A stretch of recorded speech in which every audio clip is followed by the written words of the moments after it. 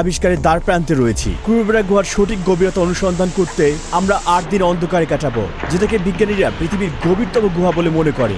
এমনকি আমরা এই ভূগর্ভস্থ জগতে কোটি কোটি বছর ধরে ভূমি থেকে বিচ্ছিন্ন থাকা নতুন কোনো প্রাণীও আবিষ্কার করতে পারি। এই অভিযান চলাকালীন আমরা প্রায় 5 কিলোমিটার পথ পাড়ি দেব এবং আমাদের প্রত্যেকের ওজন গড়ে 10 কেজি করে কমতে পারে।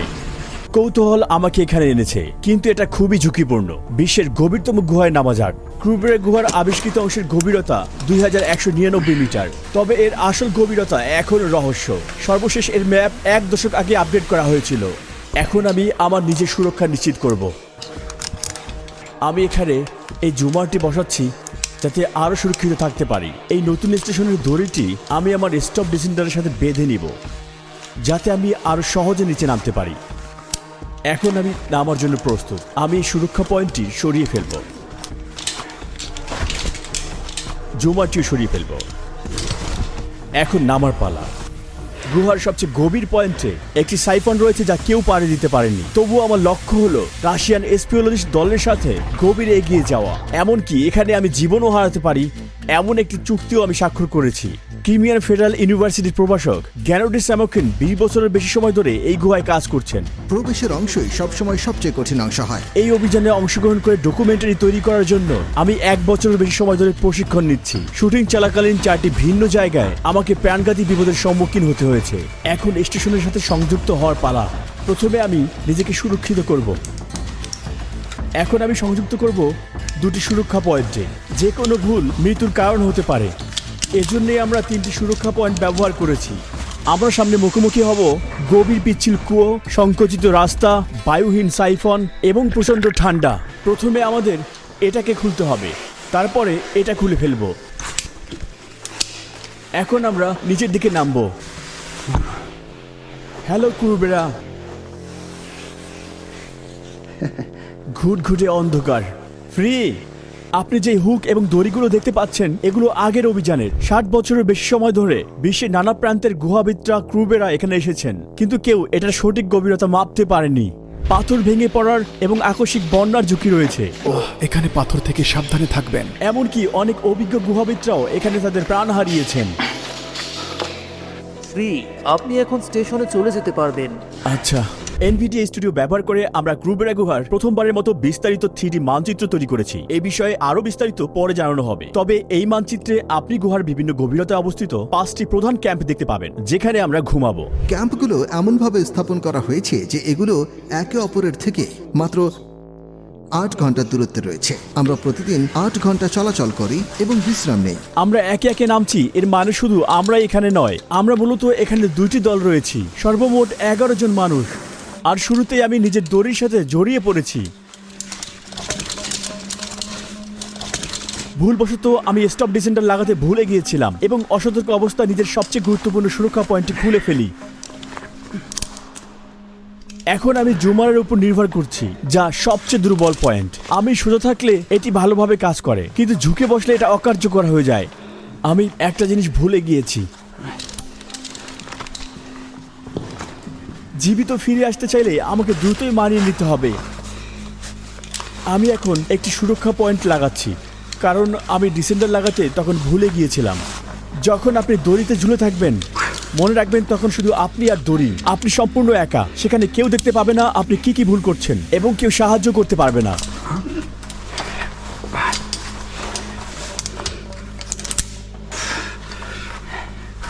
ও, প্যাডেলটি আমার হাতছাড়া হয়ে গেছে। আমাকে এটা আবার লাগাতে হবে। যদি এখান থেকে পড়ে যাই তাহলে মনে হয় না আমি আর বেঁচে থাকবো। গুহার মধ্যে চলাচলের গড় গতি হলো প্রতি ঘন্টায় 100 মিটার। আমাদের ওঠার এবং নামার গতি একই। গুহার মধ্যে আমরা আমাদের ব্যাগও সাথে নিয়ে নামি। এখানের তাপমাত্রা মাত্র 3 ডিগ্রি সেলসিয়াস, তাই এখানে থাকা আর একটি বিশাল ফ্রিজে থাকার মধ্যে কোনো পার্থক্য নেই। হ্যাঁ বন্ধু। হেই, কেমন আছো? ভালো। তোমার কি অনেক ঠান্ডা লেগেছে? এখনো না।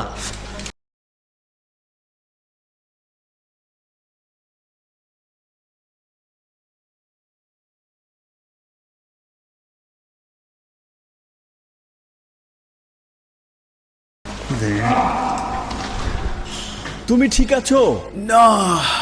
উপর থেকে একটি ভেড়া পড়ে গিয়ে এখানে মৃত্যুবরণ করেছে। শত শত মিটারের গভীর অন্ধকারে সে হারিয়ে গিয়েছে। ভেড়াটি মাটির নিচে আছে।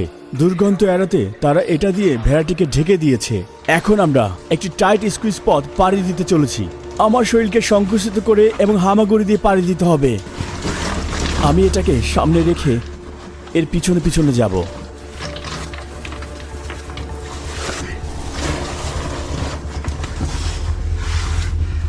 হায় আল্লাহ, আমি এটা কিভাবে করব? আমাকে এভাবে পাশ দিয়ে যেতে হবে।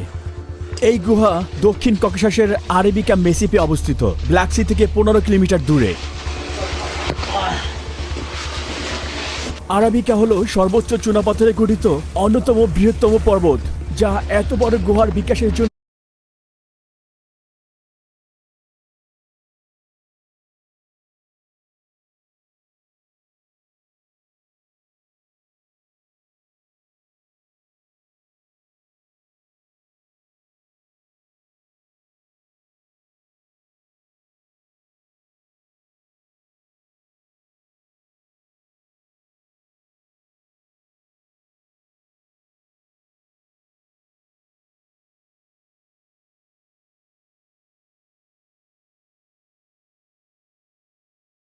আদর্শ পরিবেশ প্রদান করে। গুহাটি ভূগর্ভস্থ প্রবাহ এবং বৃষ্টির মাধ্যমে গঠিত হয়েছে, যার ফলে এই বিশাল তীক্ষ্ণ কুয়া এবং দীর্ঘ সংকীর্ণ সুড়ঙ্গ সৃষ্টি হয়েছে। আমার শরীরটিকে ছোট করে নিতে হবে। বিজ্ঞানীরা বিশ্বাস করে এই গুহাটি 5 মিলিয়ন বছরের পুরনো এবং এটার গঠন প্রক্রিয়া এখনো চলমান।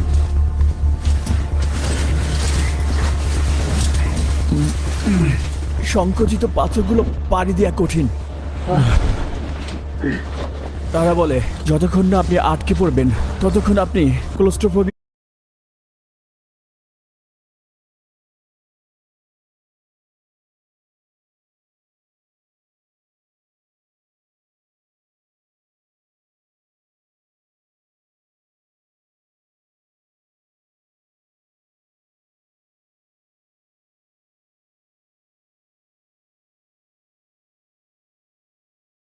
অনুভব করতে পারবেন না।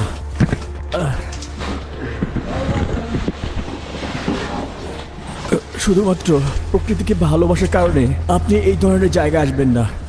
বিশেষ করে কুবেরা গুহায় তো নাই, তাহলে আপনাকে এরকম সংকীর্ণ পথ পাড়ি দিতে হবে। এরকম আঁকাবাঁকা পথ আপনাকে অভ্যর্থনা জানাবে। আপনি পাশের দেয়ালগুলোতে থাকা চিহ্নগুলো দেখতে পাচ্ছেন। এখানের পথ এতটাই সংকীর্ণ যে তাদের এই পাথর ভেঙে পথ প্রশস্ত করতে হয়। যখনই আমরা সংকীর্ণ পথ পাড়ি দিচ্ছি, ছোট ছোট বাতাসের কণা আমাদের মুখের ভিতরে প্রবেশ করছে এবং আমাদের শ্বাস নেওয়াকে বাধাগ্রস্ত করছে, এবং একই পেশিতে বারবার চাপ পড়ায় আমাদের পায়ের পেশি দ্রুত ক্রাম্প করছে।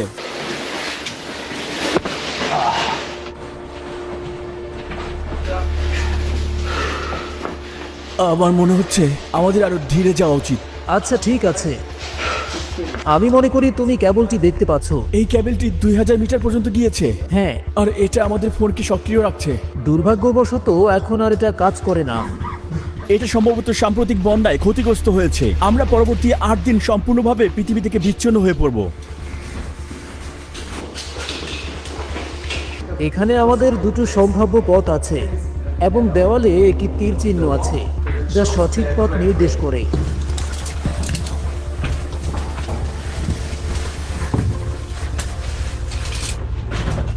এটাই আমাদের যাওয়ার পথ। খুবই সংকীর্ণ।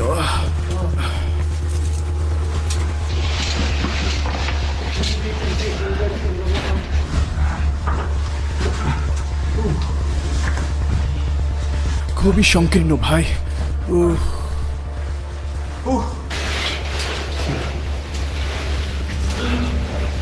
এটি ব্যাগ পরিবহন করার জন্য খুবই উপকারী।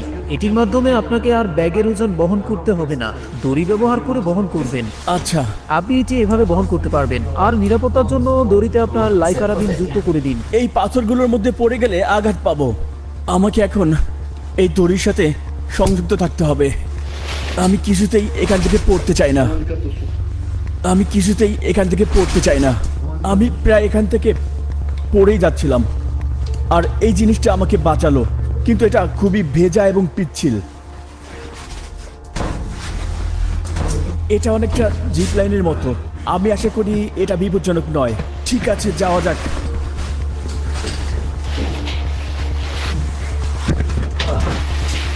বড় কুয়া শুরু হচ্ছে। তোমার কেমন লাগছে ওলেক? আমি পিলটা খেয়েছি, তাই এখন সহজ মনে হচ্ছে। কোন ধরনের পিল?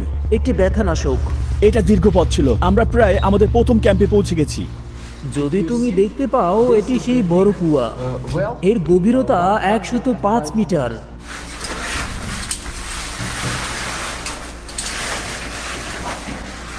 দেখে মনে হয় যে এর গভীরতা 3 গুণ বেশি। পৃষ্ঠে ফিরে আসতে আমাদের 2 কিলোমিটার পথ উঠতে হবে। এটা ভাবতেই আমি অভিভূত হচ্ছি। দড়ির ফাইবারের স্টপ ডিসেন্টার আটকে গিয়েছিল।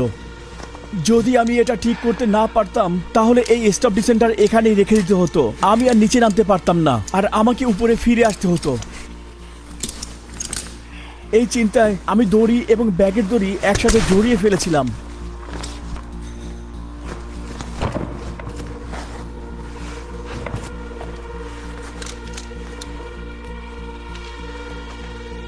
ফ্রি। আমরা এই কুয়ার প্রায় 70% পার করেছি। এটা কত মিটার মতো হবে? আমি অনুমান করি প্রায় 80 মিটার। এই জায়গাটি এখন সত্যি ভয়ানক। আমার হেডল্যাম্প আমার জুতার সামনের অংশ পর্যন্ত আলোকিত করতে পারছে না। এখন আমি শুধুমাত্র ঘুটঘুটে অন্ধকার দেখতে পাচ্ছি, যা আমাকে ভীষণ অস্বস্তিকর অবস্থায় ফেলছে। তবুও আমাকে সামনে মনোযোগ দিতে হবে। আমাকে এখন বিশ্বাস রাখতে হবে। হ্যাঁ, এটা আমি করতে পারবো।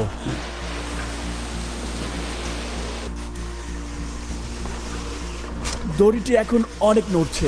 হঠাৎ করে এভাবে পড়লে তীব্র ঝাঁকুনি লাগে, যার কারণে দড়িটি ছিঁড়েও যেতে পারে। এমনকি এটা আমার মেরুদণ্ডকে গুরুতর আহত করতে পারে। এটা সহজভাবে বা স্বাভাবিকভাবে যাচ্ছে না।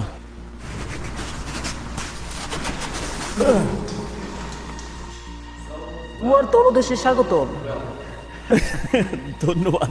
যখন আমরা কুয়ায় নেমে ভিডিও করছিলাম, তখন আমাদের সামনের দল বেশ খানিকটা দূরে এগিয়ে গিয়েছিল। একটু অপেক্ষা করো, আমি জানি না এখানে কি আছে। কিন্তু আমি এখানে ফিট হচ্ছি না। আমি বেশ বড়।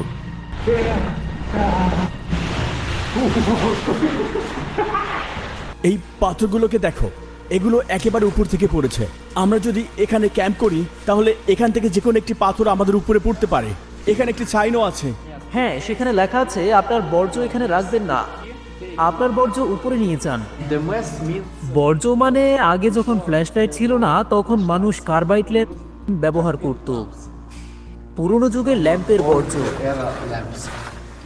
গুহাবিদদের আগ্রহের কেন্দ্রবিন্দু হিসেবে এই ক্রুবেরা গুহা 20তম শতকের শুরু থেকেই সাহসী বিজ্ঞানীদের মুগ্ধ করেছে। এই গুহায় মাত্র 20 ঘন্টা থাকার পরে আমাদের চোখ রক্তিম হয়ে উঠেছে এবং আমাদের মুখ কাদায় ভরে গেছে, আর পোশাক ঘামে ভিজে আমাদের গায়ে লেগে যাচ্ছে। আমরা আরো 150 মিটার নামতে সক্ষম হয়েছি এবং আমাদের প্রথম ক্যাম্পে পৌঁছাতে পেরেছি। টানা 12 ঘন্টা ধরে নামার পর আমরা কেবল 350 মিটার নিচে নামতে পেরেছি। অন্যদিকে একই সময়ে আমাদের দলের কিছু অভিজ্ঞ গুহাবিদ -700 মিটারে চলে গিয়েছে। তাড়াতাড়ি হামাগুড়ি দিয়ে চলো।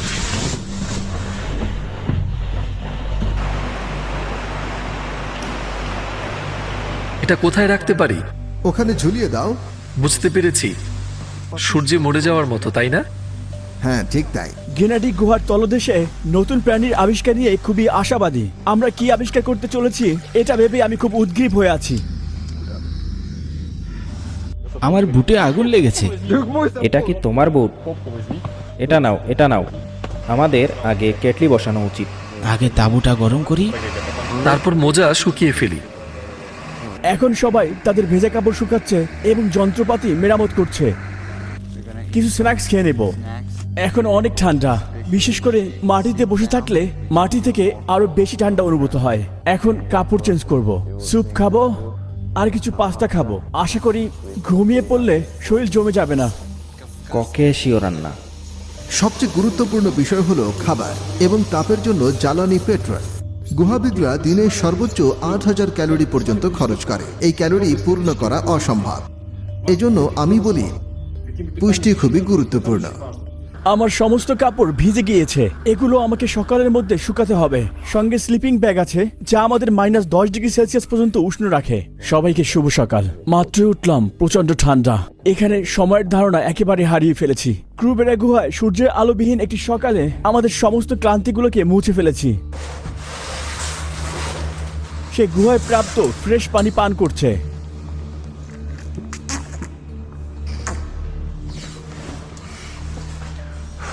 সবাই নিচে নামার জন্য প্রস্তুত হচ্ছে। আপনি কেমন অনুভব করছেন? গতকালের চেয়ে ভালো, আজ একটু বেশি প্রতিরোধী অনুভব করছি। আমি এখন থার্মাল আন্ডারটি পরে নিব, তারপর আমার স্যুটটি পরবো, বুটগুলো পরবো এবং পানিরোধী গ্লাভস ও হেলমেট পরে নিব। আর এটা হলো আমার হারনেস। হ্যালো সবাই, আপনারা টার্মিনেটরের মতো দেখতে। অনুভূমিক সুড়ঙ্গ, তারপর আরেকটা বড় কূপ 115 মিটার লম্বা, এরপর আরো একটি সুড়ঙ্গ, সেখানে কিছু রশি উপর নিচে এবং আবার অনুভূমিক সুড়ঙ্গের মতো। তারপর শেষ কূপটা 30 মিটার। তারপর একটু এগিয়ে গেলে ক্যাম্পটা পেয়ে যাবে। আমি জিজ্ঞেস করলাম প্রথম দলের সাথে মিলতে পারবো কিনা। তাদের সঙ্গে দেখা করতে প্রায় 1.5 ঘন্টা সময় লাগবে, হয়তো তার চেয়েও কম। কিন্তু আমি জানি না তারা কখন বের হবে। আচ্ছা, তারা ভাবছে আমরা ধীরগতিতে চলেছি, তাই তারা যতটা সম্ভব অপেক্ষা করতে চায়। যদি প্রস্রাব করতে চান আপনাকে গায়ের সমস্ত গিয়ার খুলে ফেলতে হবে। আর যেটা করতে যে কারো প্রায় 30 মিনিটের মতো সময় লাগবে। কারো যদি বেশি তাড়াহুড়ো থাকে তাহলে হয়তো না খুলে সেটা করে ফেলবে। আর কখনো কখনো এটা বুদ্ধিমানের কাজও হতে পারে। ফ্রি আমি সবকিছু ছেড়ে দিলাম যা আমাকে নিচের দিকে টানবে। মনে হচ্ছে এটা পৃথিবী না, কোনো এলিয়েন প্ল্যানেট। বেঁচে ফিরবো কিনা জানি না। বিদায়। বিদায় রুহি, ঠিক আছে। শুভকামনা। হ্যাঁ, তোমাকেও। দেখি কাজ হয় কিনা। চমৎকার।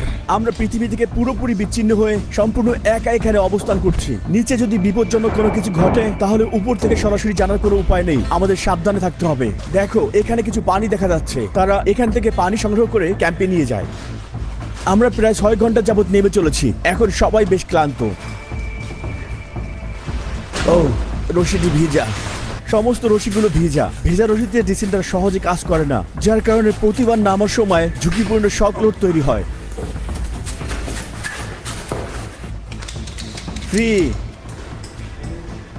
সামনে আরো একটি সুড়ঙ্গ। সে ঠান্ডায় কাঁপছে। আমি আরেকটি বিরতি নিতে বললাম। তুমি বিশ্রাম নিতে চাও, কিন্তু বেশি বিশ্রাম নেওয়া উচিত হবে না, না হলে তোমার শরীর ঠান্ডায় জমে যেতে পারে। কখনো কখনো তুমি একটু বসে পড়ো, লাইটও বন্ধ করে দাও, চোখ বন্ধ করো, আর এর ফলে তোমার ঘুম পেতে পারে। আর এটা সবচেয়ে খারাপ, যদি তুমি ঘুমিয়ে পড়ো তাহলে সহজেই মারা যেতে পারো। তাই যত কঠিনই হোক, যত সমস্যাই হোক, তোমাকে শুধু নিজের উপর চাপ দিয়ে সামনে এগিয়ে যেতে হবে। আমরা সিদ্ধান্ত নিয়েছি ক্যাম্প -700-তে বিশ্রাম নেব, এরপরে ক্যাম্প -1400-তে এগিয়ে যাব। আজ রাতের জন্য এটাই আমাদের বাড়ি। মনে হচ্ছে সবাই চলে গিয়েছে। আমাদের গাইড কিছু খাবার তৈরি করছে। জানি না দুপুরের না রাতের। সময় সম্পর্কে আমার একেবারেই ধারণা নেই। আমার মস্তিষ্ক পেশিগুলো থেকেও বেশি ক্লান্ত। আমরা ক্যাম্প -1400 এর কাছাকাছি পৌঁছে গেছি। -1400 ক্যাম্পে পৌঁছানোর আগে গুহাবিদরা খালি বোতল ব্যবহার করে একটি অস্থায়ী পানির ট্যাপ তৈরি করেছেন। আমাদের আগের দল তাদের নতুন ক্যাম্প -1400-তে পৌঁছে গিয়েছে। তুমি তাঁবুর দিকে কেন ইশারা করছো? এটা তোমার হাত থেকে উঠে যাবে।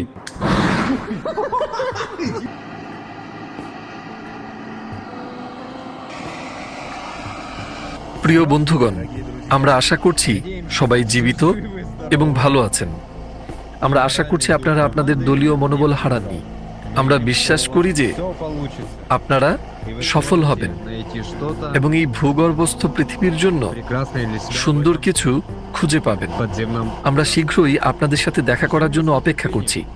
আমাদের ভালোবাসা নেবেন। আপনাদের বন্ধু। কয়েকদিনের অনুসন্ধানের পর কাদামাটি, ঘাম এবং ক্লান্তি মুছে ফেলার জন্য জলপ্রপাতের ঠান্ডা পানির গোসলের কোনো বিকল্প নেই। পানি অতটা ঠান্ডা নয়, এটা শরীরে সয়ে গেলে তুমি আরো গরম অনুভব করবে। ঠিক আছে। কোনো রকমের একটি ঘুম দিয়ে কেউ কেউ তাদের পেশি সঞ্চালন করছে, কেউ তাদের গিয়ার পরে নিচ্ছে। সবাই ক্রুবেরা গুহার আরো গভীরে যাওয়ার জন্য প্রস্তুত হচ্ছে। তার হাঁটুর প্যাডগুলো ছিঁড়ে গিয়েছে। সে নতুন একটি প্যাড সেলাই করবে।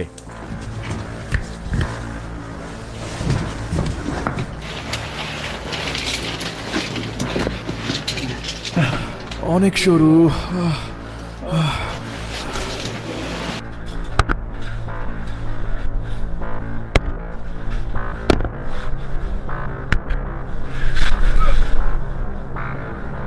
সবাই চলতে থাকো, এটি সঠিক পথ। অন্ধকারে চলার সময় আপনার হেডল্যাম্পের আলো কখনো কখনো অন্যদের দৃষ্টিকে ব্লক করে দিতে পারে। কিন্তু তোমাদের মাথার হেডলাইটটা নিচে নামাও। আমি কিছুই দেখতে পাচ্ছি না।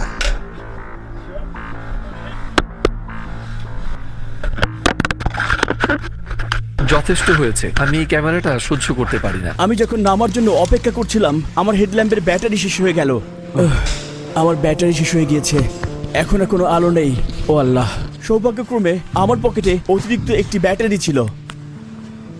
যাই হোক, গুহার তলদেশে আমরা একটি টপোগ্রাফিক জরিপ করেছি এবং সবকিছু ক্যামেরায় রেকর্ড করেছি। গুহার ভিতরে যাওয়ার সময় আমি ভাবতেছিলাম এখানে অন্ধকারের প্রাণীগুলো কিভাবে বিবর্তিত হয়েছে। যদিও কোনো জীবজন্তু সাক্ষাৎ পাইনি, তবে আমি এটা জানি যেখানে পানি আছে সেখানে জীবজন্তু পাওয়া স্বাভাবিক। গুহাটি এখন অনেক ভেজা। গুহায় তোমার বায়োলজিক্যাল ঘড়ি সবসময় অকার্যকর থাকে। বায়োলজিক্যাল ঘড়ি ছাড়া এটা স্বয়ংক্রিয়ভাবে 40 ঘন্টার দিন হয়ে যায়। আপনি বলছেন 40 ঘন্টার দিন? হ্যাঁ, তাই তুমি 24 ঘন্টার মতো জেগে থাকো এবং 16 ঘন্টার মতো ঘুমাও। তারপর শেষ কূপটা 30 মিটার। আমরা গুহার প্রায় অর্ধেক পথ নেমে গেছি, কিন্তু পরবর্তী ক্যাম্পে পৌঁছতে আরো 200 মিটার নিচে নামতে হবে। ঠান্ডা, ক্লান্তি আর কৃত্রিম আলোর নিচে থাকায় আমাদের পারফরমেন্স প্রভাবিত হতে শুরু করেছে, আর যে কারণে আমরা মারাত্মক সব ভুল করতে শুরু করেছি। এই মুহূর্তে আমি মাটি থেকে 50 মিটার উপরে আছি, কিন্তু অজান্তে আমি আমার সেই সুরক্ষা পয়েন্টটি খুলে ফেলি এবং বুঝতে পারি যে এখন আমাকে শুধু পেশি শক্তি দিয়ে ঝুলে থাকতে হবে।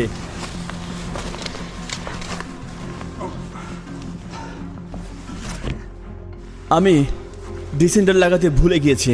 প্রতি সেকেন্ডেই আমার পেশিগুলো ক্লান্ত হচ্ছে। যদি আমি ক্যারাবিনার লক না করতে পারি এবং পড়ে যাই তাহলে নিশ্চিত আমি জীবন হারাবো। যেভাবে আমি কাজটি করছি তা অত্যন্ত ঝুঁকিপূর্ণ এবং যে কোনো সময় খুলে যেতে পারে। আমার গ্লোভসটি আটকে যাচ্ছে, খুবই ঝুঁকিপূর্ণ।